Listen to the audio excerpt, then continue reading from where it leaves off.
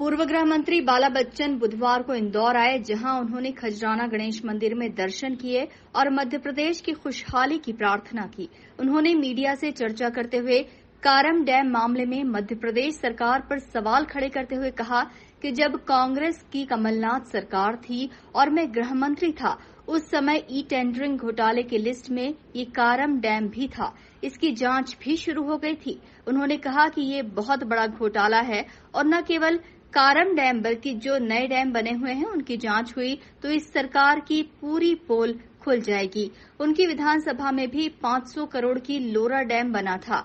उस डैम के नीचे से भी पानी निकल रहा था। कमलनाथ जी की सरकार थी, तत्कालीन कमलनाथ जी जब मुख्यमंत्री थे उस समय मैं खुद भी गृह मंत्री था और मैं आप लोगों को बताना चाहता हूं कि ई टेंडरिंग घोटाला जो हुआ था, ई टेंडरिंग घोटाला की लिस्ट में ये कारम डैम भी था।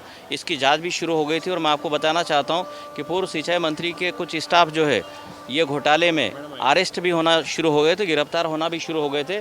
तो बहुत बड़ा ये घोटाला है और न केवल कारम डैम ही नहीं, मध्य प्रदेश के जो लेटेस्ट जितने अभी जो डैम बने, अगर उनकी जो जांच होगी तो ये सरकार की पूरी पोल खुल जाएगी। हमारे यहाँ पर, मेरे यहाँ पर भी एक लगभग 500 करोड़ रुपए का लोअर गोई डैम बना था। वो तो बीच में हमारी सरकार आई थी तो हम उस डैम का पूरा हम लोगों ने ट्रीटमेंट किया था, नहीं तो गेट के नीचे से पूरा पानी निकल जा रहा था।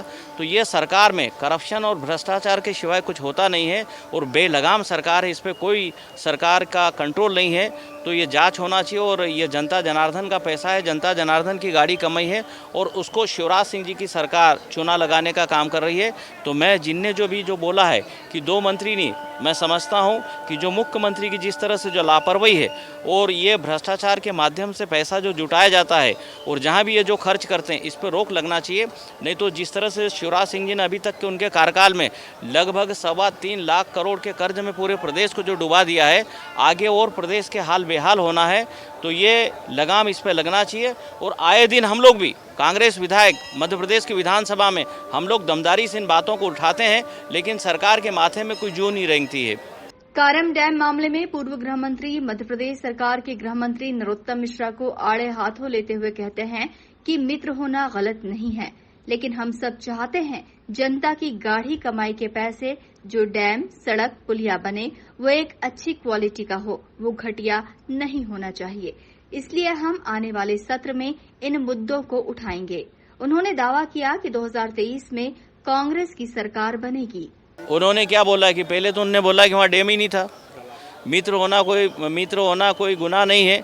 हम सब ये जनता ये नहीं चाहती, जनता ये चाहती है कि जनता की गाड़ी कमाई का पैसे से डैम बने, बांध बने, सड़कें बने, पुल पुलियाएँ बने, इंफ्रास्ट्रक्चर वो एक अच्छी क्वालिटी का हो, वो ऐसा नहीं घटिया नहीं होना चाहिए। इसलिए हम आने वाले सत्र में इन मुद्दों को हम उठाएंगे भी और मैं आप लोगों को बताना चाहता हूं कि जनता भी इनसे पक जा चुकी है। वर्ष 2023 का विधानसभा का जो चुनाव आना है उसमें हर चीज का हिसाब मध्य प्रदेश की जनता इनसे लेगी। वहीं कांग्रेस के संगठन चुनाव जो चल रहे हैं उसे लेकर पूर्व गृह मंत्री ने कहा कि चाहे वो ब्लॉक कांग्रेस के अध्यक्ष की बात करें या अन्य पदों की बात करें, उसकी तैयारी चल रही है। कमलनाथ के नेतृत्व में कांग्रेस काफी मजबूती से 2023 के विधानसभा चुनाव जीतेगी और कमलनाथ मुख्यमंत्री बनेंगे।